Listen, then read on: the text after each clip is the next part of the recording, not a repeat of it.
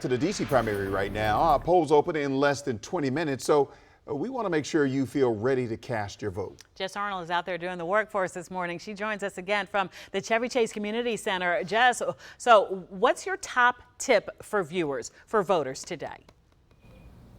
I think it's helpful to remember that you can vote at any of the 75 voting centers throughout the city. You don't have to make sure it corresponds to your address. So just pick the one that is the most convenient for you, because it's most important to just get out and make your voice heard. But to give you some other tips on things you need to know as you are heading out the door, waking up this morning, I want to bring in DC Board of Elections Chair Gary Thompson. Thanks for waking up early. Glad you have your coffee. So what are some tips you have for voters who are about to head out the door and head to the polls? Yeah, good morning, Jess, and thank you. Good morning and happy Election Day.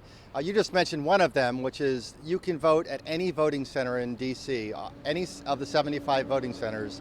You no longer have to go to the precinct that you had to go to in the past. If you don't know where to go to vote, you can go on our website, dcboe.org, and there's an easy vote center locator tool. You just type in your address and it tells you where the closest vote center is. So if you haven't already cast your vote by mail or in early voting, which ended just last Sunday, please come out today and, as you said, make your voice heard. And if people still have those mail-in ballots and are hoping to use those, what are the rules around that?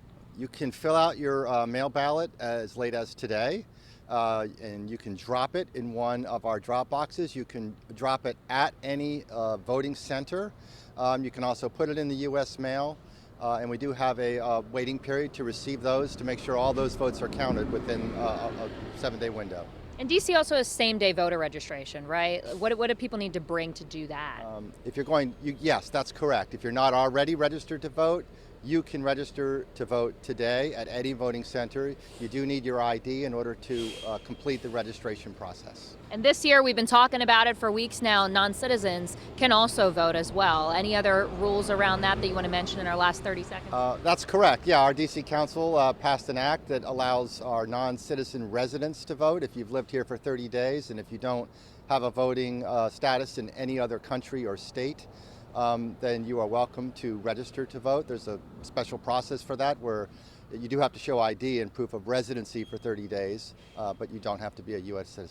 citizen. And in our last 10 seconds, any other sentiment you're feeling on this primary day? It's an exciting day. Our agency is doing a great job. I want to say thank you to all of our election workers at our agency, and we have over 1,700 people who have taken the time to go through our training and to be at all 75 of our vote centers. Thank you so much to them, especially for what they're doing today. Absolutely, and thank you again for waking up early with us to make sure that you all are ready to head out to these voting centers. For now, though, I'll send it back to you in studio. Sounds good. Thank you for that tip and so much more.